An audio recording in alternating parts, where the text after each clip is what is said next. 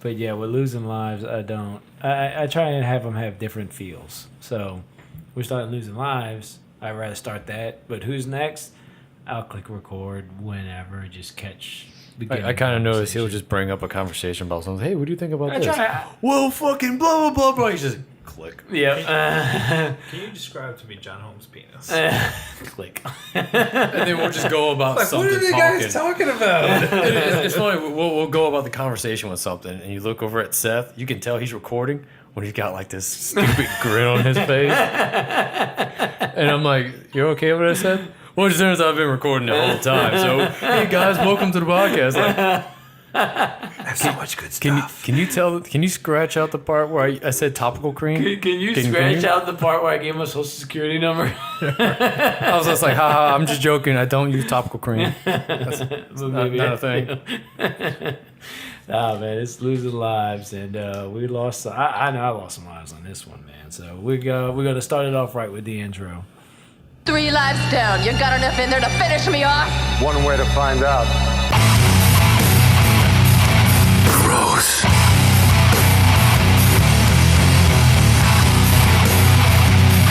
This is not good.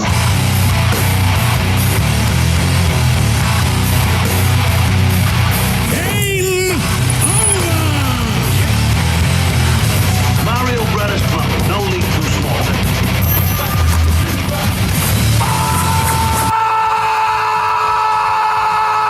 Fatality. Saw you over there jamming pretty hard, Ryan. I get excited every time you play it. Yep, they get some pumped for this episode. House of the Dead 2, an actual sequel to the first one. So we have us, Ryan, here, and Patrick. Good morning. Sure, we'll watch it in the morning. I typically release them at 7:30 in the morning every Monday. That's weird. I looked at him like, what the oh, yeah. So whenever you're watching this, just think it's always morning. Have you watched any House of the Dead 1? Or do you know? No, are you familiar with it? I'm not at all. And You you don't told me need to watch part 2, and I was like, okay, I'm just going to jump into it. You don't need to watch 1 at all. Don't. The, All right. the stuff, the girl, the main girl and guy, when they were talking about his brother, was that from part 1 or no? Yes, it okay. was. Okay, so there is some stuff, but everything from part 1 that you like may have needed to know was said in this movie. So you're not missing anything. You're talking about Agent Ellis? When he was like, sorry about your brother? No, that That stuff. one? Oh, no. Okay, Agent Ellis, when he's talking about his brother. In the beginning? Was that related? I don't think that No. was related. He was just saying that his brother died. No, because when his brother died, that had just happened. Yeah. like a week ago. Yeah, Yeah. a week ago. So, yeah, that's right. No, the first movie, if you remember in this movie, there's a part in the middle of the movie where they find Patient Zero. Mm-hmm. Okay? And then they do this little backstory thing about her getting interrogated. That whole thing they're referencing, she was, even though it's a different actress from the one in the first movie, that character was in the first movie. Okay? So It's what they said to her when she was explaining what happened. He goes, that's the stupidest thing I ever heard. well, you know what? We'll get into that in just a second. So we've already really done the game last episode, so we're not going to get too much into it. But since we got a new guest, I'll ask Patrick, what is your experience with House of the Dead? Any at all? I've seen it. It's the arcade one, right? They had one. I've seen them in the arcades, and I've possibly played it, but it's not something I sat there and drain quarters in. Okay, so yeah, this guy, yeah, you drain quarters in it. Mm-hmm. So that comes from the first one. Are you familiar with Uwe Boll? He directed a lot of bad video game movies, right? Yes. Yes. So he's the director of House of the Dead 1. And apparently that warranted House of the Dead 2. Do you know the director's name for this one? It's Michael Hurst. Michael Hurst. He directed this one. Do you know his cinematography? Do you know what else he's done? I'm not really too familiar with what he's done. I'll look it up in a minute. But Ryan, you said, to get back on that, so Uwe Boll, I'm going to look up his cinematography. And actually, the first House of the Dead movie is the very first Uwe Boll movie I've ever seen. Oh, yeah? It would have been Blood Rain, but for some reason I passed it up because I've never played it. So I'm like, hey, I played House of the Dead. I might know about this. I was wrong. Dead wrong. You said Michael Hurst, right? Mm-hmm. So Michael Hurst, he's an actor. I guess he directed too. Oh, he's directed too. Let's see what stuff he's been in or stuff he's done. Killed it. Hercules, the show. Oh, Legendary Journey? Legendary Fuck Journey. yeah. He's done that. Why is not Kevin Sorbo in that There's a movie then? called Bitch Slap. Yeah, I've heard of that movie. He's done that. All right. He's actually got a lot of fucking movies. Hercules in the Underworld. He's done that. Oh, yeah. He did that one? Yeah. Ninja. This movie just named Ninja. I remember that movie, actually. Pumpkinhead 4. Jeez. Are you familiar with Pumpkinhead? Is that Blood Wings?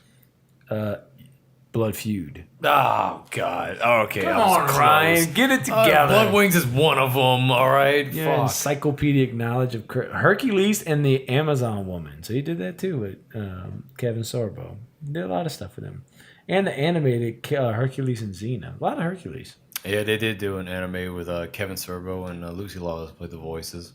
Yeah, so that's some of the shit he's done as a director. He got the honor of doing House of the Dead. They came to him, they handed him the script and the first movie and told him to not do this next movie the way the first movie was done at all. Yeah, they did. The company was trying to. They felt that the first movie kind of tarnished, the company. So they decided to try and redeem themselves. So when they got him to do it, they're just like, hey, don't show any scenes from the game. It's weird because we don't want this movie to do anything with the first movie. But let's connect it, I guess, a little bit. Yeah, that's what I don't understand. If you wanted to keep your distance from the first movie. Now, the first movie, just so you know, I don't know if you heard the episode, but the first movie we actually kind of enjoyed because it was batshit fucking crazy. The plot was these kids want to go to a rave on an isolated island somewhere that's infested with zombies, apparently, as they come to find out. And these kids, who are just like college kids, all right? So they're like college kids. Get a hold of a bunch of guns and have a Matrix shootout with zombies. And it's fucking insane. And it's like a 10-minute scene of just like slow motion camera spinning around, just shooting. Like these kids who are like, oh my God, I'm so scared. All of a sudden they get guns and they are like murdering fucking zombies. No reason. But nothing's explained why they have these abilities. I can honestly say, as terrible as that movie was, I can appreciate the ending. Oh, yeah. Because it was set up as a prequel to the video games. Yes. I appreciated that a lot. It was set up as a prequel. And then this movie said shit on that. well, kind of, but it spun off that, okay?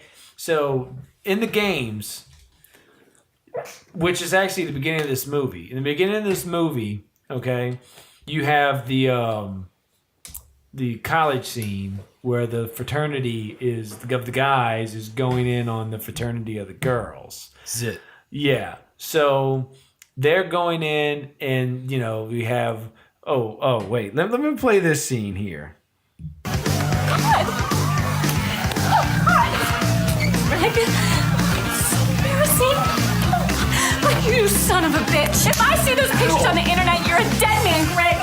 A dead man, you hear me? Rick, you're such an asshole. I saved myself for you. I did not know that one of my pledges was going to do this. I promise that I'm going to severely chastise him. That's what I'm going to do. Now that voice is Theo Rossi. Shades from Let me take a look at my artwork. I just thought it was a weird coincidence. Yeah. In the episode of Not my best. Dead, we started out talking about, hey, what do we think about Marvel Netflix? And Tim kind of talked about how his distaste for Luke Cage and how much he didn't like Shades. And of course, me being Theo Rossi's best friend, I went on his defense. Hey. I had a conversation with him at Comic-Con. We're boys, okay? So we watched House of the Dead 2, and then he was fucking there. Yeah, we this, just like, talked about him, and all of a sudden there he is. That was his only lines too. So what I played was his only lines in the movie. He does not show up again, and that was Not it. even It credited. was done, and we get to Dr. Curian. All right, and this is tying back to what we were just talking about before. Dr. Curian, that old guy who hits that girl who was saying, "Oh my God," and she runs out. And she gets hit by a car by the old guy who's like the professor. Yeah, he's played by Sid Haig. Sid Haig. He's Dr. Curian. Okay, so in the first movie, they had this guy called Rudy, and his last name we come to find out at the end of the first movie, like a twist, is like he's Dr. Curian. Okay, and in the video games, Dr. Curian in the first House of the Dead is the villain who like came up with this serum and stuff like that like made zombies. That's why you have a video game where you're shooting zombies. He's kind of a mad scientist trying to play God. Yeah, exactly. That's what his thing is. The movies went a weird direction with some Spanish guy, I think it was, some old Spaniard from like the he's like a 1400s or something that like got marooned on this island and like experimented and became immortal and like started making zombies. because Because like it's a weird backstory for no reason whatsoever. The whole fucking movie we both did was fucking bonkers, but we enjoyed it because it was just fucking ridiculous. I mean, when you have a 10-minute Matrix shootout scene with zombies for no reason whatsoever but to have one. and for Okay. me, for me trying to figure out what that guy's accent was. Oh, and in the first half of that movie was all titties and beer. Then the middle is Matrix shootout fucking scene. and then it ends with plot twist. Plot twist. This ties in with the video game franchise. Plot twist that nobody cares about. And throughout the first movie is a bunch of like quick clips and scene transitions of the actual video game. So then you just have this actual video game footage in the middle of scene transitions. Yeah, That works. That works. it turns out Uwe Boll, when he was given the project, they gave him a bunch of footage. Like they told him what to do with the movie. Then he just said, "Fuck that! This is my movie." So instead of adding more footage, he cut out a bunch of it and just added scenes of the game. Just to let you know that this movie's based on a video game. Yeah. So this movie did not do that At all. This movie actually had half the budget too. I think the first House of the Dead had about 13 million. This movie had 6 million. And this movie was put out direct to Sci-Fi. It came out as a Sci-Fi movie, which, I mean, I guess they cut out all the tits because in the beginning, like, there's that girl's huge tits, and then we see her tits and her vagina. And then, yeah, in the beginning. Hey, you want to be a star? Yeah. There you That's go. all you gotta do. Yeah. So in the beginning, we get this college scene. It has this like Animal House kind of vibe to it, and they got the zany music, like you might have heard in the clip earlier, where they're like just squirting girls with water guns. That dude takes his dick out at the front door. Oh yeah, wait, I think I actually. You've tried the rest. Now try the best. Oh, gross! Yeah. So he takes his dick out. They all run in. What? I'm sorry, but what gets me is when that when the sorority chick walks out of the sorority house, they're all hiding behind bushes in front of the entrance. Anybody? Oh, she walked She right did out. not see a fucking person. No, not at all. Seth and I, we had to pause it like, wait, we're rewind that shit. No, You're telling me she didn't see a single fucking person when she walked Yeah, out? we were around it. She walks out and they're like hiding in the bushes. They're right there. She just like, hello, and she like twists her head back and forth real fast and just leaves. It's like there's like 5 guys right there. You didn't fucking see one? Like, okay. And then they go in and then you get this one too. Don't stop. Fill me up, soldier. And it gets filled up with, they had alcohol in the fucking water guns.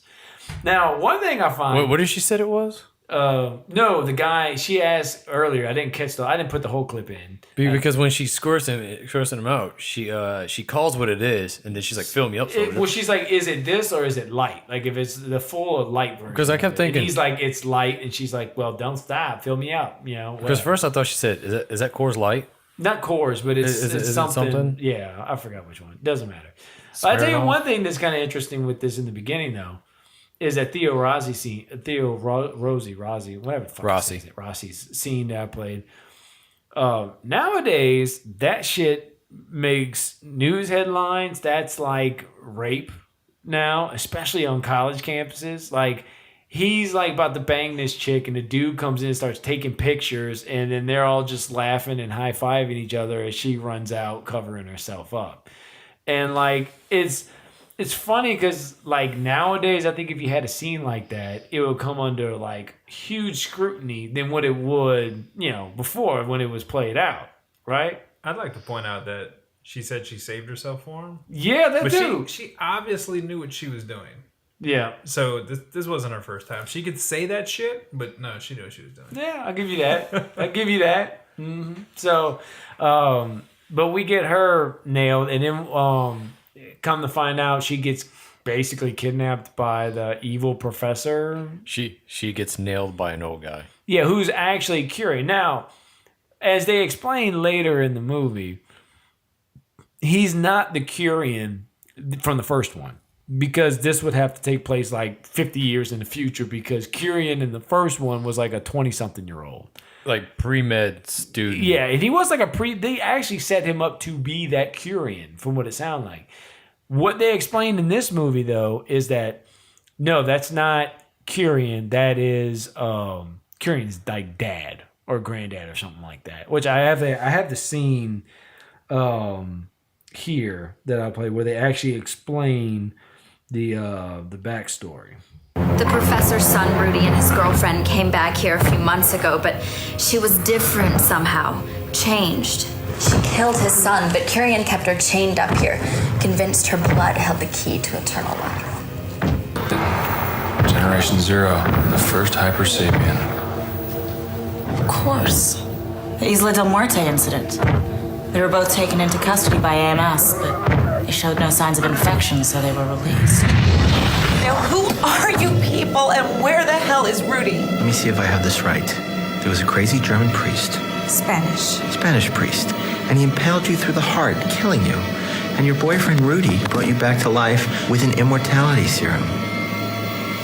That's the stupidest thing I've ever heard. Why don't you tell me what really happened? So that scene there, the two guys that were questioning her at the end part of that clip is actually in the movie the director and the producer of the movie, right? So that ending where they're like, that's the stupidest thing I ever heard, that was, I believe, them making their jab at Uwe Boll in his first movie. Because there was also something else when he goes, the German priest. Yeah. That's also a jab at yes, Uwe Boll. because Uwe Boll's German.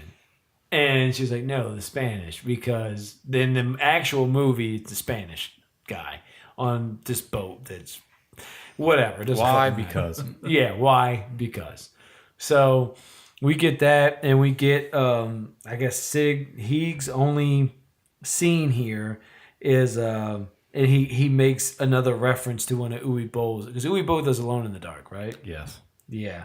So let me. Come on. Breathe! Oh, shit. I don't believe it. How could it have not worked? It should have worked. Your motor functions, your higher brain functions should have all been restored. This can't be. Ridiculous. I changed the sequence, the base pairs. It should work. It must work. Even now, you hold the secrets of eternal life within you. And you hold on to them, keeping me alone. Alone in the dark. Which is probably a movie we have to cover maybe next, is Alone in the Dark. Sure, man. But so it ends up he gets the serum actually right. And that girl who he hit with the car that was running away from saving herself from the first time. Quotation marks for Thea Rossi, sure. She ends up being the one who she turns and she bites him, and then it just spreads. So then the plot of this movie ends up being that the AMS, which is from the video games, comes and teams up with, I don't know what branch of military. I'm assuming maybe Marines or Army. I don't know. They never really specify a particular branch. They are, I want to say they're also part of the AMS, but they're not agents. They're like they're They would be like the SWAT team. Yeah, it's just like a more military function. Yeah, So because even though they're all wearing Marine Corps fatigues. Yeah. So basically, what happens is once this outbreak happens, they keep it isolated within the college for the most part, and they go to the college to try and find patient zero, which is the chick from the first movie, which was the clip that we played. She's trapped, as we come to find out, in that college, and she's patient zero. So if they get her blood, supposedly they can make a cure. But, I mean, they basically almost kill every fucking zombie there. And then they blow it up with a missile. So, okay, you got a cure. Everybody's fucking dead. But they do make it sound like there's other zombie outbreaks other places. So this movie is kind of confusing with the logic that if it all came from the island to here, then what are the other outbreaks about? Because, like, his brother died. A week ago. Yeah, a week ago. Yeah, they make sure they have these quick scenes where these little things where he's just like, well, my brother was here. Yeah, I don't like how you make a light of the situation because my brother. He's like, this will all be a distant memory. Zombies like AIDS and something else, and he's like, oh, my brother's just a distant memory. Yeah, I got it right here. You sure you could develop a serum from this? Well, not me. I'm just a grunt like you, but AMS has some pretty brilliant minds working for him. Like Nightingale here. They believe if they can get the DNA from a first-generation zombie, Generation Zero, they can create an antibody. That way we can stop playing catch-up and actually end this plague once and for all. It's no different from whooping cough or smallpox. Really, it's just a matter of inoculating people against it. If we're lucky, a zombie plague will end up as a footnote in the history books. No worse than AIDS or bubonic plague. Yeah, and then that's when he says, like, oh, my brothers. I don't like the idea of my brother being a footnote. Yeah. Nobody gives a fuck about your brother. What about the scene where they're in the restaurant and Agent Nightingale is talking to the youngster? I have one scene from that, but there is that. But I have the one where the chef is outside. Who is actually an executive producer. Oh, yeah. On the movie. Nice. Let me see. I'm looking for it. It has this. Hey, buddy. Is that when he puts the food on the ground? He puts the food on the ground and feeds supposedly a homeless guy. You want a filet mignon? Get a job. Yeah, you don't hand a human. Wait. This guy, even though he's homeless, like you can hand him the food. I would say that Tony and the Tony's restaurant of Lady and the Tramp gives the tramp the food better than he goes to give this homeless guy the food. Wait, hold on. What? I'm sorry, fellas. What was supposed to be his accent in this movie? French. He sounded Spanish, like he sounded I don't chulo. know what he was. If you go back and play that scene, he's like, "Hey, buddy, blah blah blah blah blah." I'm like, yeah. Wait a minute. Yeah. Wait, let me see. Hey, buddy. That's French. That's a French accent. Eat. What is your problem? You want a filet mignon? You get a job. He sounds just like Lemire from Beauty and the Beast. No, but yeah, he's one of the executive producers who wanted to be in the movie, and it's the scene where when both agents show up and they shoot him in the head. I don't know if I accept if he noticed it, but he didn't. I don't know if you noticed, Patrick, where he gets shot in the head and falls to the ground. The cap comes off, and you can see his head clearly intact. I did notice, like, the main guy, like, a couple times, they show him, like, two different angles. Where he's got blood, no blood. Yeah, he's like, he wipes his face clean, and then they show him from the side, he's got blood all over his face. Yep. And that was my thing with this movie. They got this plague and all this, and these people are popping the zombies, like, right in the face, and blood's all in their mouth and stuff, like, throughout the whole movie. How are you not getting the this ambulance disease? scene? Right. They're having a conversation. Scene later, he sits there and he just shoots the zombie and the blood's all in his mouth and stuff. I was like, how does he not get infected? Oh yeah, because the other guy gets infected from a mosquito bite, which actually I thought was kind of interesting because I've never seen that. Like, it makes sense that mosquitoes would, bite you and you can get infected. And that's kind of dangerous, especially if it was done in Louisiana. That's very dangerous. Right, like we'd all be dead. We'd all be zombies. It'd be over. But my thing is this: that in the entire movie there was one mosquito, and it takes place overnight. And Yes. this guy got bit by the one mosquito that was indoors. It was trapped in a room. They carried it from that island, I guess. Yeah, it's like they did not care. They were covered in blood throughout the whole movie. Oh yeah, no, that was like just to this touch is every again day. on the ambulance scene. They're sitting there having a conversation, and then the waiter who got infected is in the ambulance, and like he starts like, "Argh!" and they just in the middle of conversation, poof, and then blood just splatters all over his face, and it's all over her, and it's like, why would you do that? You ever notice how throughout the movie Ellis just casually shoots somebody? Now, just to backtrack, Ellis is the main character. He's the AMS agent because what it is you have Ellis and Nightingale. They're the two AMS agents in this movie. And they team up with the group of military guys. There's a bunch of guys and a few girls. And that's so when you're referencing Ellis, just so people know. All right. So he's the main guy. He's the main guy who teams up with all that fucking cannon fodder. Yeah. But yeah, did you ever notice how throughout the movie he just casually shoots people? Like, this is every day for me. Yes. Every time it was like, oh no, I'm bit. He doesn't say a word. He just pulls out his gun and just shoots them. Yeah, he was kind of quick to shoot the military guys and stuff too. But I mean, that was supposed to be the deal. Like, he works for the AMS. He's been dealing with zombies. Like, that was the kind of, they have this kind of back and forth between him and Sticky Fingers. Because I'm just a grunt Sticky like you. Fingers is the rapper who plays the main, like, he's Oh, you talking about Blade? I guess he's not Blade. He's on Blade. No, you don't remember the short ran Spike TV series of Blade? Oh no. They did that for like a couple episodes, and Sticky Fingers played Blade.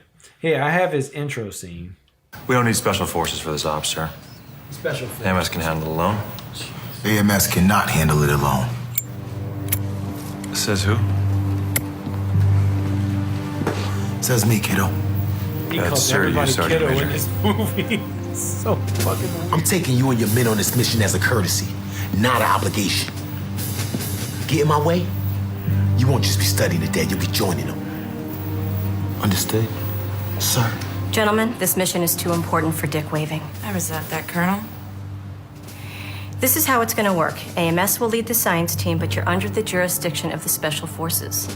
Now, as you know, AMS is an international organization. They And the want lady this talking, op under the strictest U.S. operation. She's actually. These instructions came in to the me first directly from the movie, Secretary too. of Defense. Her And legs from get the Chief chopped of Staff, off in that movie by The zombies. President, as instructed personally by the Somehow Vice she President comes himself. back Now, and as delivers such, I these expect lines. all of you She's to in a work and wheelchair, play though. well together. She is. They were honest to that, but I don't know how she came back. But I'm like, wait, in the movie, her legs didn't Nightingale, get cut you're in off. She command got of the chopped in science team. half.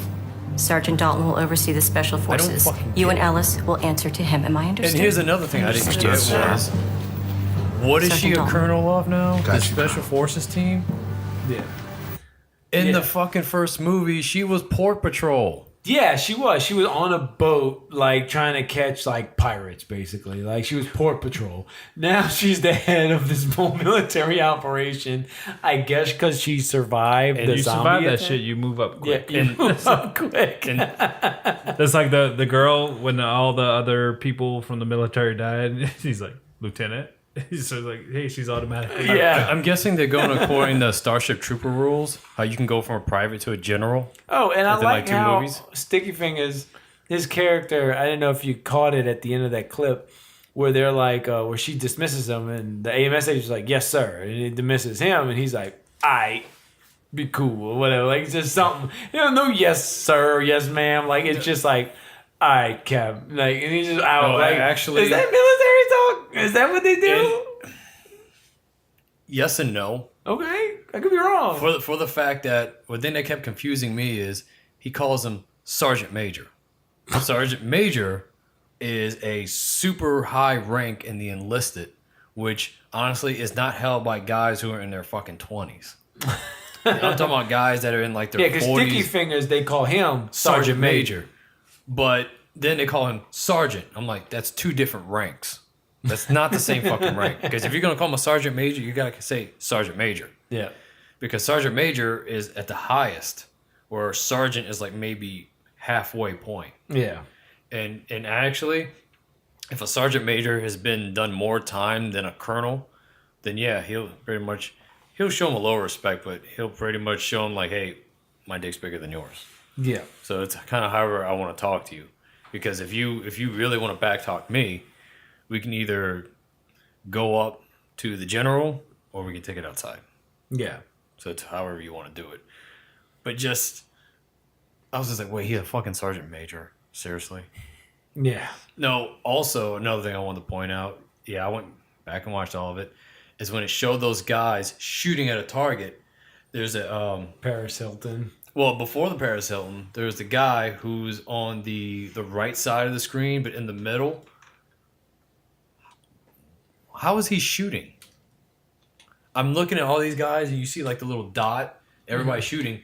This guy's dot's doing this all around the screen. And I'm like, what the fuck is he shooting at? Yeah, but there was a lot of those weird scenes and strange, like Patrick was saying with the blood. There was also a scene with Ellis, the main guy. He like stands in front of the camera, and there's like a gun butt sticking out. Oh, when he comes above out. his shoulder, and then the camera turns and then goes back to him in the same position, the same spot, and then the gun butt's gone. or how that special forces team has all these super in shape, like all of them, and there's that one fat guy who's a private. Oh, God! They got the Sarge, man! Not the Sarge! They got the Sarge! That guy. Yeah, that guy. It's like they're all like super fit people. Yeah. And they're all wearing like white tees, and they just all came from working out. Yep. This guy's in his costume the whole time. Yeah. Yeah. As my wife pointed out, she's like, hey, he was in Miss Congeniality. Oh, yeah? Well, the Spanish chick, what was her name? I think it was just Rodriguez. She was in the league. Yeah, Rodriguez. Yes. Yeah. She was Sophia Ruck's in the league. I love the league. And we kept calling her Sophia the entire time. I was like, no, Sophia, you can't die. So I was like, she died again. She died again. Rafi bomb. So she was in here. They had a few like, I don't know how to say, they're not big name, but there were a few known type of character actors. The blonde hair lieutenant was in Cleopatra 2525 that I used to watch on WGN. Oh yeah. Nightingale was actually played in 2.5 Men. Oh yeah. She was Charlie's love interest, like off and on. Yeah. The guy who played Ellis was in Eureka. Ed Quinn. Eureka. Oh yeah, he was in Eureka, and Sticky Fingers was a rapper. Unfortunately, that was kind of it. That's what I was thinking about. The guy who played Barton, I think is let's see, James Parks. Apparently, I heard he did a lot of stuff with Quentin Tarantino. Yeah. He's done my wife looked him up and she's like, he was in every single Quentin Tarantino yeah, movie. He's almost. done a lot of different. So he was kind of the creep guy, which actually I got a bit from him. What is it? Looks like a fraternity ring. Might be valuable. You're joking, right? Does it look like I'm joking?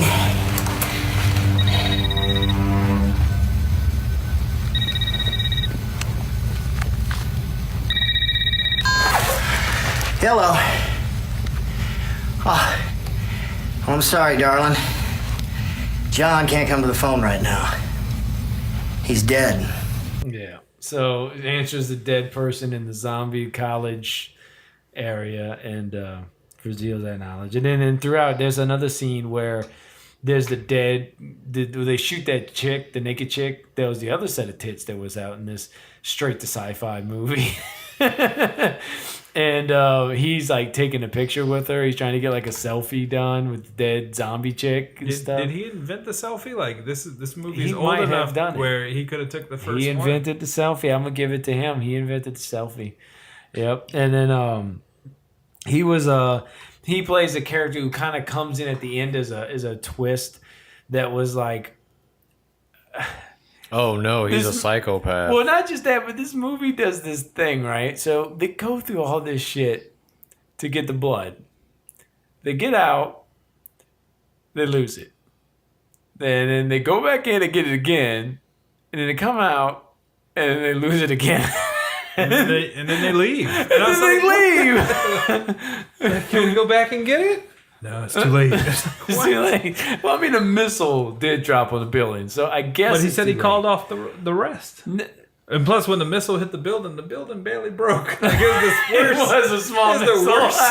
It hit the top of the building shook, and like one column fell. And I was like, this is fucking horrible. It is. It is. I mean, It I'm is. sure she survived. I'm sure the corpse didn't take any damage. Yeah, but at the end, Barton shows up and he like cut his hand off to get out because after he's trying to take a selfie with the dead girl, gets a mosquito bite, and they basically lock him there. The two girls, Rodriguez, and who was the other one? Yeah, the lieutenant. Yeah, the lieutenant. I'm trying to see if their Which name. the whole time I was kind of wondering when they were going to have a lesbian scene. I was waiting for that too. I Yeah. told my wife they're gonna make out at any time. Oh, and they never did. They might have if Rodriguez. Maybe Henson did die. it was a scene where she's just like, "You got it, ma'am." He goes, or "You got it, Lieutenant." Hey, it's just Henson. Yeah. There it is. The acting ability felt like this movie could turn to a porn at any time because Yeah, the acting wasn't great. But they're all most of them were actors who have been in a number of different stuff, and I think they've been in it before this, because I think this came out around 2006. I want to say. Let me see if I'm right on that. It's weird we talk about them 2005. having It a came out lesbian 2005. scene, but and nobody. There's really no tension between any of them other than those two and maybe Ellis and Nightshade because they're partners. And at some point later, Henson's talking about when she survives this. I'd like to ask out Ellis on a date because I want to plow him. And you're just like, wait, at what point did you express any affection for him? No, not until what? this like last point when she saw him being all macho and shit, and it's like, oh yeah, I'm gonna bang this guy. Yeah, I mean, if she would have said, yeah, I would have definitely liked to like scissor Rodriguez. We've been like, okay, that makes sense. Yeah, that scene when she talked about him came at the part where they did a Walking Dead move, which I think they did it first. If this came out in 2005. When he puts the blood on him? Yeah, because The Walking Dead did that in their first season, where they cut a zombie open and wear the blood so that they smell like the other zombies. Those bastards. Yeah. Stealing stuff from great movies. Yep, that's what it is. Walking Dead was like, I like they how watched the- House of the Dead too, and they're like, perfect! You got it, y'all. I like how the military guy, the one that was the zombie, like everybody else smells him and just keeps walking. He smells them. And then he walks, and then he goes back. But Yeah, he's already he goes gone. back, but he's like already he was gone. military trained. Yeah. He's military trained and is coming through a zombie. He's like, wait a minute. Oh, well, let's get into how these zombies walked around doing the windmill, like, all the time. They're swinging their hands. And then that scene when they're out of ammo and they're trying to get out, and they were just, like, pushing zombies. Like, they were literally surrounded. And the scene was kind of long, and them just pushing zombies and, like, kind of smacking them. It's like, why are you not eating? Like, any other movie, y'all would have been eating. But because you're the main characters, we're watching you just kind of football shove zombies to the left and to the right, because walking down the steps. More people got attacked and bitten by zombies when it was just one zombie and like 10 people than when they're in the room and there's like 100. No, it wasn't a room. They were outside, surrounded by zombies. And when zombies get turned, do they With keep lots of mosquitoes? Do they keep doing what they were doing before? Because like the football team was all zombies and still practicing until they smelled people to eat. And then the one zombie threw the football and the dude caught it. I'm like, this is horrible. If he would have threw it back and took one of their heads off, I mean, that would have been awesome. Well, you see, this movie, I was reading and watching some stuff on it, and they tried to say that this movie tried to do this tongue-in-cheek thing where they were like, they tried to be like, kind of make jokes with it, But I felt like it didn't really work in this movie because it had too much of like a serious tone where like the fun stuff didn't really play as fun. It just played as something stupid. Yeah, because they were trying to either go for a 50s zombie flick mixed with an 80s action movie. Yeah. Is what they were trying to go But for. I don't feel like they hit it. Like it was very like to me I felt like this movie was like kind of boring. Really boring. Dragged out. Like the fun stuff wasn't that fun.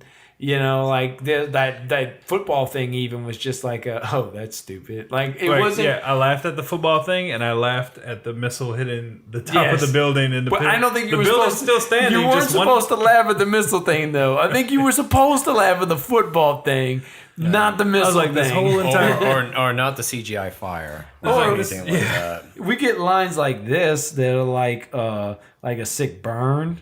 Well, I hope she lasts longer than he did.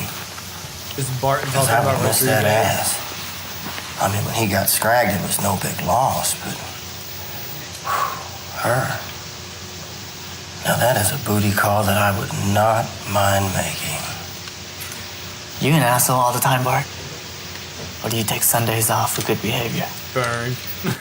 Hey, what are we talking about here? One thing that also kind of put me off about this movie, even though it was a bunch of things, is how in the beginning when they're in the locker room and they're all talking amongst each other and they're building up these characters just to be picked off so fucking easily. Well, like I was supposed to care. It was a zombie movie, so they're supposed to pick these people off. But so they were just trying to give, like, I guess, typically most movies like this give you like the prototype, right? So you have these characters and they fit like certain character archetypes. Like this is the funny one, this is the angry serious one, this is the slut, this is, all these different characters, right? And they fit these archetypes so that you don't have to really develop meaningful characters. You can develop characters that people can attach to and kind of recognize, but because they're gonna die.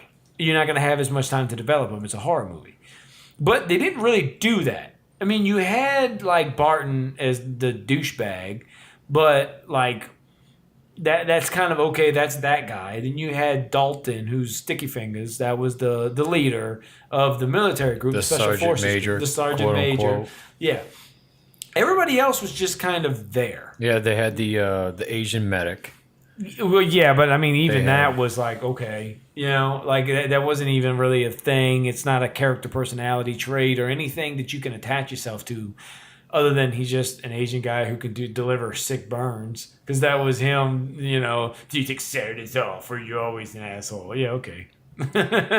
But it didn't really have any depth or anything to it. It was very bland. I mean, the only thing that I thought was like, was when they like hooked it. They linked it to House of the Dead 1, which House of the Dead 1 actually had those type of characters. You had the horror character, you had the leader character, you had the goofy guy you character, had the pretty boy, you had the pretty boy character, now all of a sudden they all turn into badasses for a Matrix fight scene for no reason at all. But that's why the first one's better than this one.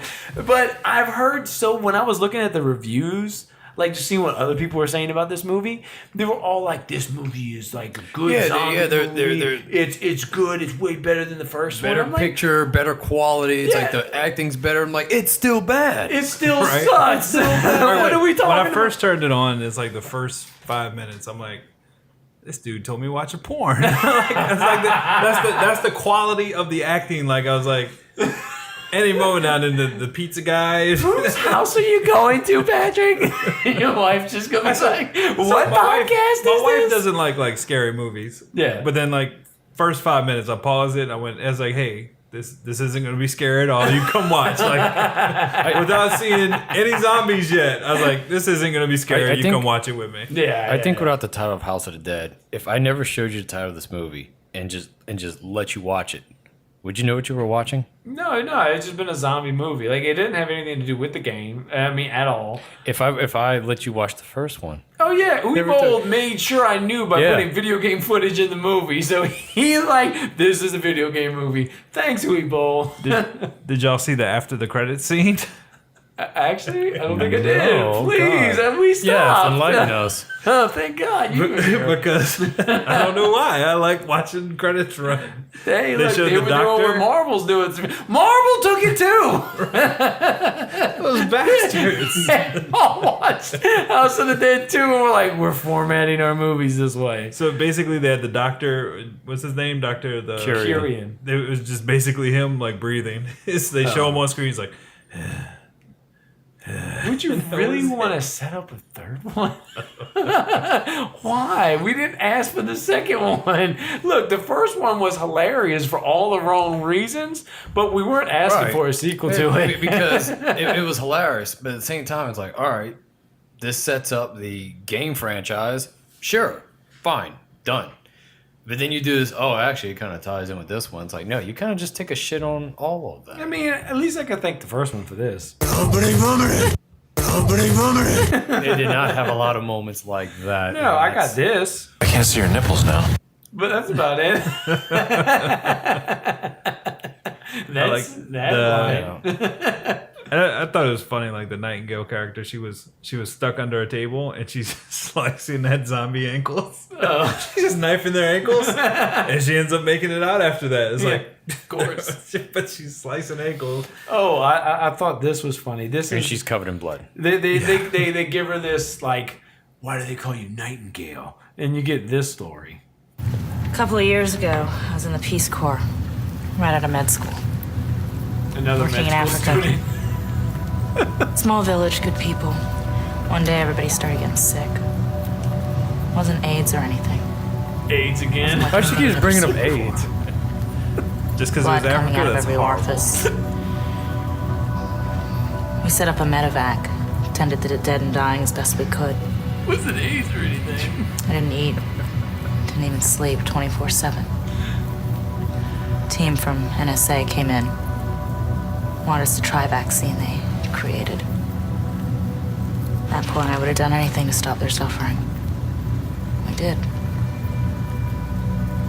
Then they woke up. They weren't alive.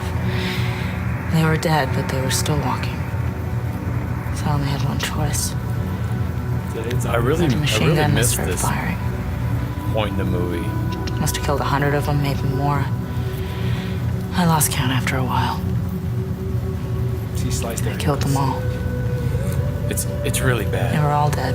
It's almost like AIDS. The men, the women, children. It's like AIDS.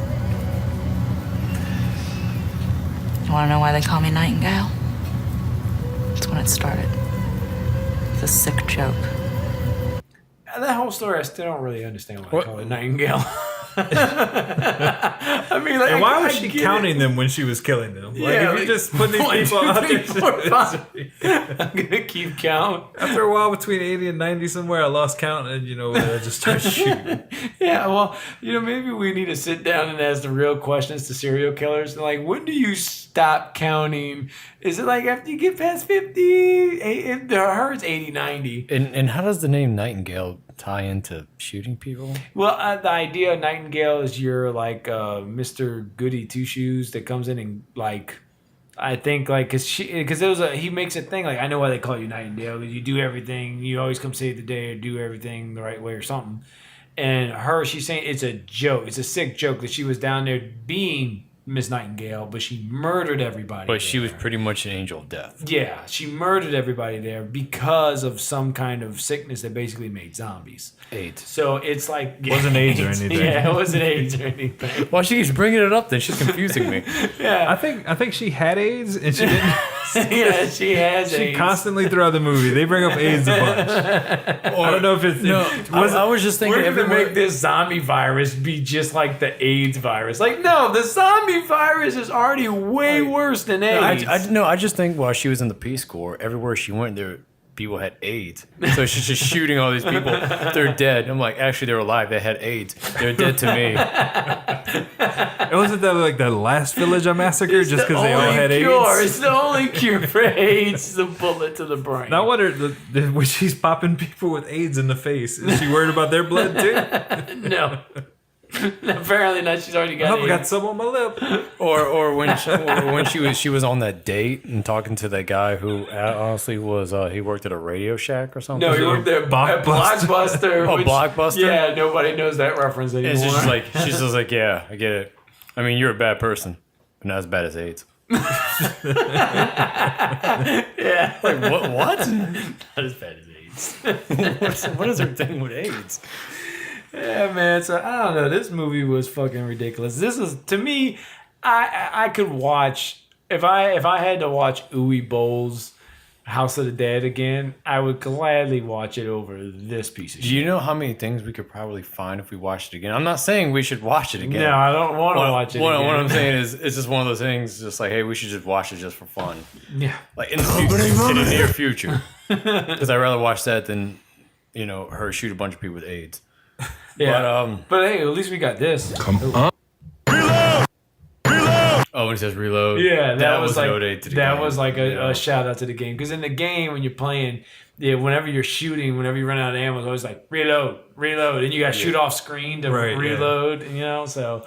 But on a controller, I know for the Dreamcast when I used to play House of the Dead 2, it was just the B button.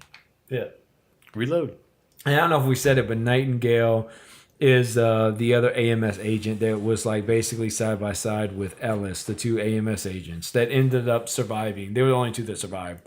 All the military personnel died. Everybody dies, but them two. They ride off after they went back twice to get this blood because let me see. I think I have it here. What? They have the no. Just out of curiosity. Was there ever a character or anything they mentioned of any importance of like Goldman at some point in the movie? No, they did actually. You're right. They mentioned When? Goldman. I cannot remember. Goldman, when. they mentioned it. Okay, it was when Barton he got bit by a mosquito and they were in the room. Oh, the head And of he the was- pharmaceutical company. Yes, because he was saying how, look, don't kill me. Because they were about to shoot him because he was infected. Because they thought he got bit by a mosquito. They had the virus. And he was like, look, don't shoot me. I'll give you each $500,000 each. And they're like, how you going to have that money? And he said, look, we're going to get this zero patient one, and we're going to get the blood to Goldman, who is a pharmaceutical company that they'll pay us out. Oh, that's true. And Goldman is actually, like, Curian is the main villain of the first video game. Goldman is the villain of the second House of the Dead 2. Goldman read the he ran the pharmaceutical company that funded Dr. Curian. Yeah. So after Dr. Curian, quote unquote, dies, and he let's- takes over. Let me tell you this, Patrick. The story is not intricate, not complicated at all in the games, right? Like, Right. it's not. The voice acting, if you listen It's to atrocious. House of the Dead 1, we played a clip of all the bad voice acting from the game, from House of the Dead 2. We played on there, where it's just like, Goldman, stop, please, you must stop. Like, Goldman's laughing, he's like, ha, ha. You're talking ha. about such lines as "Welcome, friends." Welcome, friends. Yeah, and the your lines are doom delivered is just here. like we compared it, or Ryan compared it to, imagine if you had to deliver lines for a movie, but all you got is one cue card at a time, and each cue card only had one word for you to say. So it was like, Go. where are Now. you going? I don't. It's just a guy flipping cue cards. It's like, That's I am Goldman. Ha ha ha! Just throwing cue cards. That's how the Sega lines is are notoriously delivered. bad for voice acting. I remember. Oh, yes. And in the first movie, there is at the rave, it's funded by Sega, because the rave, there's a stage with the Sega banner on top, and there's like this naked chick just fucking dancing as hard as fuck as she could on the stage. While you can see Sega in the background. While you see Sega in the background. Nintendo wouldn't play that shit. They would have bought those movies and put them in the vault. Put those movies in the vault. Listen to Who's Nobody Next danced episode. naked in Listen front to of Who's the Next Nintendo podcast logo. episode to get more on that. Ryan regales us with those stories and more. Well, Sega has Sega has the rave. Nintendo has Super Hornier Brothers. Yeah. Yeah. So, but is I mean, that's fucking the movie. Is there anything, particular scenes other than the stuff we talked about, that you want to get to, or a character in particular that y'all want to get to? On What this about that? before- What about that couple before when they we went read into the backstory? It's like, how the hell did you know that? Oh yeah, They went bit by bit. They're like, oh, this happened and this happened and this Oh happened. It's yeah. like, Oh yeah, the guy. if I were the agents, I'd be like, Well, who the fuck are you? I'm again? assuming they know, because the girl in particular said that she worked under Dr. Curian in the lab, and basically Rudy came back and died by his girlfriend, because in the first one his girlfriend gets stabbed. So Curian, young Curian, Rudy, who's the Dr. Curian in this movie's son, he took blood from the guy they killed, who was basically the actual patient zero. He's the guy who was the scientist who came up with all the zombie serum stuff. He puts that in his girlfriend to keep her alive because she got stabbed through the chest. So at the end of the movie, it ends off with him flying back to America, basically, and his girlfriend's alive by this. So that's how AIDS came to America. That's how AIDS came to America. So when it's done, That's why Nightingale has to stop them all. and they're saying that girl killed his son, but Dr. Curian kept her in this little vault of his own, like a Nintendo vault, and kept her in there. Next to Super Horny Brothers. Next to Super Horny Brothers. That's But she was forced to watch it all the time. Yeah, I think so. But she was always grunting. Like, oh, you're flicking that bean over there. Oh, shit. Which also was a funny thing, too, that they were trying to get samples and they were testing them to see what generation. Every one, it looked like they would like knock the zombie down or incapacitate him in some way, but keep him alive while they took the sample. Right? So when they took the last one, the patient zero sample, they killed her. Yeah, she was dead. So, like, then they go back to get another sample. But it's like, if you could just get a sample while they're dead, why not just fucking kill everybody and then go through the blood? Right? Like, I don't understand, because that was the whole point. Like, they left, he loses the blood. It falls out of his little sack, and it's like, oh shit, we gotta go back. And go back, and they still fucking lose it. There's only 14 and a half minutes till the bomb, and then the movie ends in 30 minutes. Yeah. And you've only dropped one bomb. Yeah, one bomb. That knocked down one column. Yeah. So I guess does like after the missile hit, it cooked the blood, so it's not usable anymore, or like it broke, but there's still some scrapes of blood in the vial and shit. Like, is that not enough? Do you need a certain amount? Like, you should be able to just No. They could make a they could Yeah. Why am I even trying to explain this? Honestly, they could take the blood cells and they can multiply them, or stick them in a bone marrow to make them multiply more. It's like, no, they're gone. Stop. Fill me up, soldier. It's like, no, they're gone. We should go back. No, they all have AIDS. Let's not go back. Why was the military so gun shy? Like, every time a zombie popped out, they all just froze with the gun. Oh yeah, and then there was like that one scene in the library, right? The librarian was hilarious, though. Hey, Yeah. you, and you can clearly see. Yeah. Oh, I got that one here.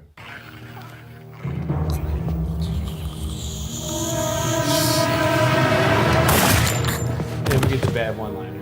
Sorry about the noise. Yeah. So I feel like Ellis does this on a daily basis as an agent of AMS. Oh yeah, we got to have the bad one-liners here. That's the we keep it comical, keep it light. Hey, Ellis, what was today's sick burn? Yeah. Well, that was actually the Asian doctor. I was like, I walked into a coffee shop and I shot the zombie cashier and said, "Keep the change." Yeah. They're like, boom, nailed it, Like, Ellis. Ryan, why aren't you writing more movies? Boom, Ellis, you nailed it, buddy. I sure did. So Yeah. did my brother. Yeah. So did my brother. He used to nail it like that. What if the plot twist was that his brother died of AIDS? Yeah.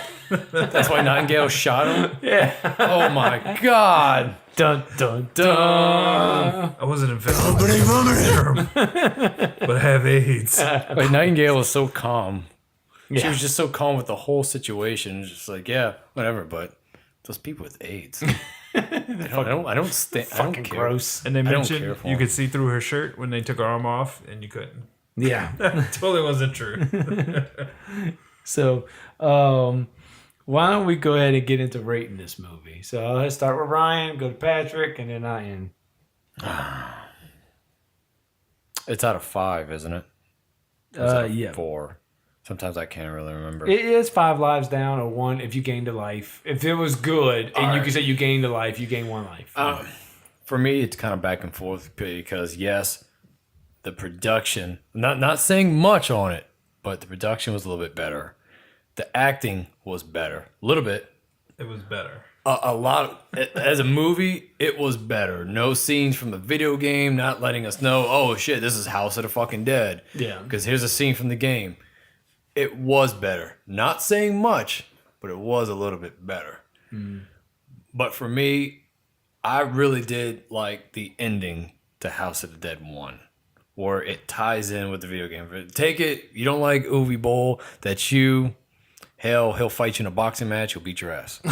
yeah, he made that threat. But I will. There's the critics who review his movies. But so honestly, we might get in a fight with Uwe Boll over this. There's not a whole lot of movies. Well, we actually gave him a decent rating. Yeah, it was a really decent rating. Yeah. But there is not a whole lot of movies I can think of that I can bitch and moan throughout the whole movie and complain about it, and then when I see the ending, it's just like, okay, fair enough. And the first House of Dead did that. Well, apparently, if you would have stayed to the ending credits, you would have got your end of scene too, where you got to see Kyrian breathing. See, Sig, he beating it to Super Hornio Brothers. Yeah, probably. He died in that vault too. He's like, that's where I put it. Locked in it. It's next to the 8. That's why House of Dead Overkill came to Wii only. It's all in the vault. Fair enough. But it's like I was kind of. It's like I was losing lives and I was gaining life because it is a better movie than House of Dead 1. It just takes this. Not as fun though. Not as fun. Not it as was fun. boring and it takes a shit on the ending. I mean, which set up to me was the franchise. Yeah. So if I had to lose any, I'd probably lose 3. 3 lives, and I think you lost 2 in the last one. I lost 2. So do you know how our grading scale works? I figured it out. Okay, pretty smart guy over there, huh? I'd say lose 3. Me twice and my wife once. She watched it with me. Yeah, I didn't see the first one, but the acting was like porno quality. Like these people just wasn't doing it for me. The Bart guy was probably the best sell of his character, which is saying, Yeah, I actually did enjoy Bart's crazy bullshit when he was trying to take a picture with the dead chick and everything. I was laughing. It was just so stupid. I mean, Taken Ellis was a likable character, but it just seemed like he just seemed like a walking one-liner.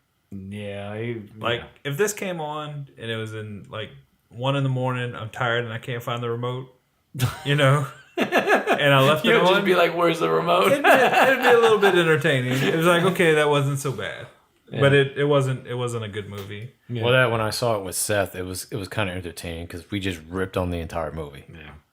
So it is funner when you watch it with somebody to rip on it with. Because me and my wife were going back like every little scene. This is horrible. To just imagine if you and I watched House of the Dead 1. I was hoping it had a scene like Legend of Chun-Li did.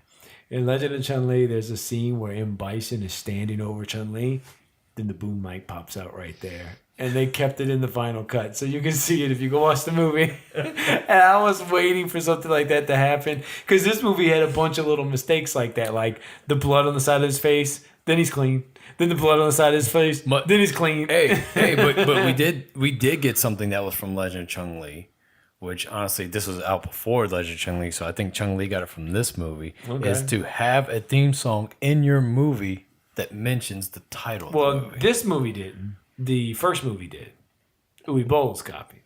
Well, we're talking about the first movie. Oh no, we've been talking about the second movie, man. I've been talking about the first movie. Well, I don't know what the fuck are you doing. What the fuck are you doing? This is about the second movie. No, I'm saying when I first mentioned, hey, wouldn't it be something if you and I would have watched that first movie? We would have ripped on it. Oh, I thought you were talking about the second. But I thought when you were talking about if this movie would have had mistakes like that, whatever, been funny. And I'm like, well, hey, it has an original theme. Yeah. So that one does. House of the Dead This 2 one did not. doesn't. Yeah. Unless Sticky Fingers did something I don't know about. Which I'm surprised he didn't. Probably would have been a better Sticky movie. Fingers didn't do a song for this movie. He didn't do a song for Blade, so he didn't do a song for this movie. I think if anybody's listening, everybody should get on Twitter and then just like, if Sticky Fingers is on there, just be like, where's our song? House of the Dead 2. Where's our theme song? I lost 4 lives. I'm going 4 because like I was really bored. I didn't really care for this movie at all. It wasn't a complete 5 lives down. Not like I think we've had Legend of Chun-Li and Double Dragons have been our 5 lives down movies. So this one though, I mean, it just kind of dragged. I mean, there was some stuff that was okay and had some of the typical zombie movie shit, but I mean, it just wasn't as fun or fun. It was. I think it was harder to laugh at than like Uwe Bowls. Uwe Bowls, you can laugh at it and be like, "This is fucking ridiculous," and like this one, like tried, and it actually, like maybe if it had a better budget or something like that, it could have actually been like a good zombie movie. It just, it didn't really have it. It was just a lot of like stupid stuff. It really did not need to use, other than the fact they used AMS and a couple of name drops as far as Goldman and Dr. Kurian. Yeah. This did not have to be a House of Dead movie. No, it didn't. That's the other thing too. Yeah. Like that whole like linking it all together like that, it wasn't needed at all. It didn't make any sense. Like, I mean, it was just. And then if they were trying to distance themselves from Uwe Boll, why link it to his movie? Like that doesn't make any fucking sense. That's one of the worst things. That and all the AIDS in the movie. Yeah, all the AIDS. Just all the AIDS. But it was 2005 like a super scary year for AIDS? I guess. maybe the for us it was Katrina. That's all we can remember from 2005. Yeah, exactly. But I don't remember the AIDS outbreak. The writers then, maybe one of them had AIDS and they were like, this is scary shit. And they're going to compare the zombies. Like, dude, what is more scary than zombies? My fucking AIDS. That is what's more scary than zombies. I'm surprised it wasn't said in the movie. I think what happened was the writer got done fucking this chick. And while he was writing this movie, he got a letter in the mail that's like, I just need to let you know you are a sexual partner with me and I have AIDS. And he was like, fucking shit. So then when he started writing scenes comparing the virus, he was like, shit's like bad like fucking AIDS. I always thought it was just a bad joke and just adding a movie. It's like, man, Katrina hit and it did a lot of damage. It's like, well, probably not as bad as AIDS. Not as bad as AIDS. We got something here. You can imagine like a presidential speech and they're giving it and they're like, this is the worst tragedy in human history besides AIDS. Sounds like something Trump would say. You don't have power in Puerto Rico, but at least y'all don't have AIDS. So it turns out they don't have AIDS. So we'll give them AIDS.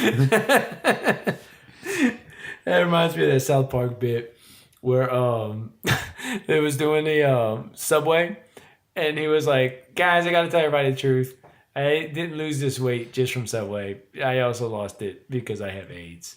And then everybody was like, what the fuck? He's like, these AIDS right here, they help me with weight loss by doing training. No, what about the actual? And everybody was like, oh, we thought someone gave you AIDS. What about the actual episode where it dealt with AIDS?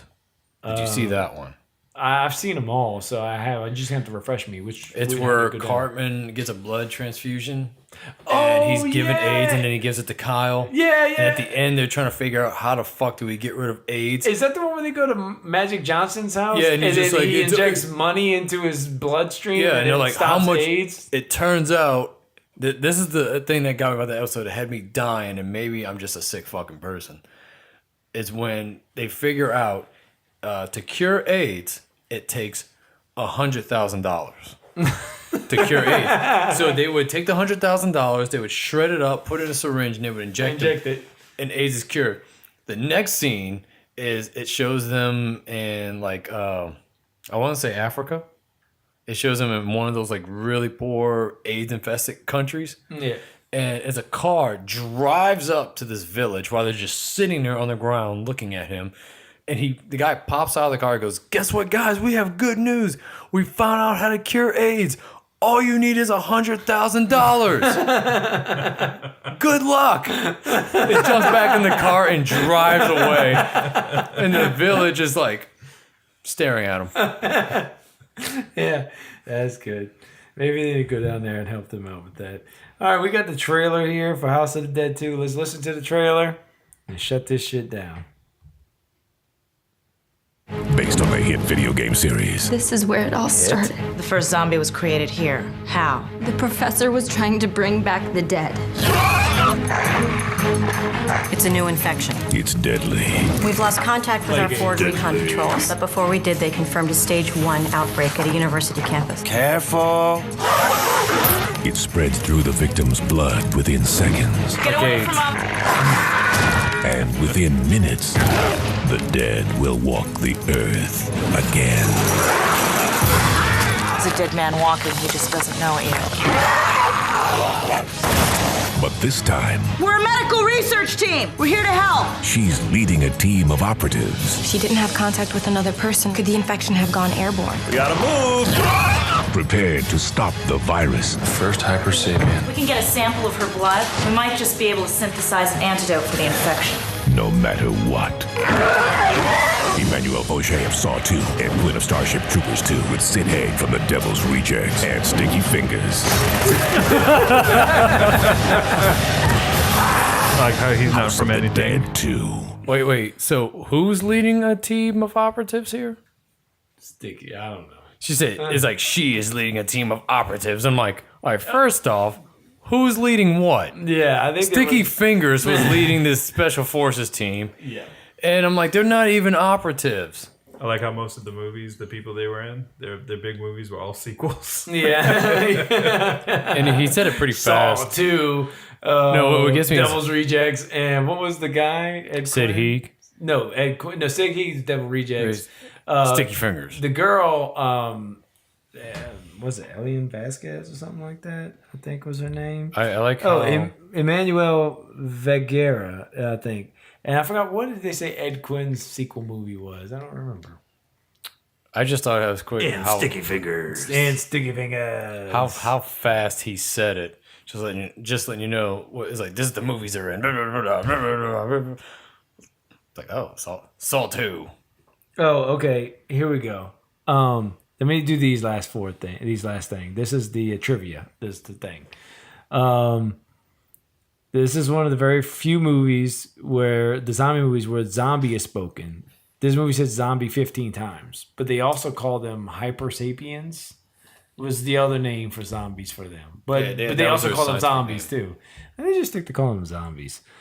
There's only one other thing. Director Uwe Boll did not return to the sequel. They said it was due to his commitment to Blood Rain. When asked about the Dead sequel during his production, Boll himself wished the crew good luck. So, according to this, though, it sounds like they tried to offer it to Uwe Boll again. And he, of course, had the more important task of doing the Blood Rain movies. Where we can see Christina Logan's titties. Yep, we do get to see those titties. We're going to have to see those titties sometime down the road. Pretty soon. Yeah, we're going to do Blood Rain. So, maybe Patrick will join us for that. And it's weird because I guess since Tim, well, maybe he can. Maybe I'm thinking since Tim's back, do you think Tim's going to make us do this whole Uwe Boll marathon? Well, I don't think Tim actually is back. So, I thought he came back. Well, kind of. He's just kind of, I don't know what Tim's situation is. Well, I tell you what, every time he comes back, we'll do an Uwe Boll movie. I'll put it this way. I wouldn't rely on Tim doing these episodes too often. But he's always welcome to come in whenever he wants to. He just got to let me know. Fair enough. I just feel this is his idea. He's got a lot of stuff going on. So, yeah, it is his Uwe Boll. We should force him by gunpoint to do the Uwe Boll movies and then talk about them. Because he wanted to come here. Because we still have... This is not Uwe Boll's movie, so... It's not. But like I said, we still have Alone in the Dark, Postal, all the Blood Rains. Yeah. And The Name of the Kings. We still have all that shit to cover. Yeah. Oh, yeah. We've got our work laid out. We haven't even started the Resident Evil movies, which isn't done by Uwe Boll, but not at all. There's that series, too. So. I'm surprised he didn't do a fucking Resident Evil movie. He should have done one. They should have just like, you get to do one because you've done so many video game movies. I was like, and put as many scenes as the video game in here, please. It might have been better than the Resident Evil movies. We might have got 10-minute zombie Matrix scenes with spin around camera shots. Oh, and also, whenever somebody died in that first movie, it would stop, the camera would spin around them, and the screen would go red. Like in the video game. Letting us know that they died. Letting us know that they died. I'm surprised after the success of GoldenEye on Nintendo 64 that when people died. We both was like, that's a good tactic. We'll do it for this movie. You know, it's funny because in the actual movie of Postal, he actually pops up in that movie. Oh, yeah? He pops up. He's wearing like a lederhosen because he's German. And he pops up talking about, oh, I'm the director of this movie. I'm so proud. And all of a sudden, the creator of Postal jumps up on stage. He goes, it's like, fuck you, Uwe Boll. You done fucked up my franchise with this shitty movie. You're just like, you're terrible. And it's just like, whatever, man. Fuck you. And they get into like a huge old fight. And I'm like, this is in the movie, or this is like something? This is in the movie. Oh, wow. This is in the movie Postal. That's amazing. Because it popped up and you see his name and it says creator of Postal. Well, again, this comes out in the month of October. We're doing horror movies for October. We're going to do one more movie. There's going to be horror themed. I think we're going to do Alone in the Dark. I think it looks like it's going to be it. We're going to hold off on Silent Hill. We'll probably do that. Are we doing just one or are we doing both of them? There's two Alone in the Dark? There's two.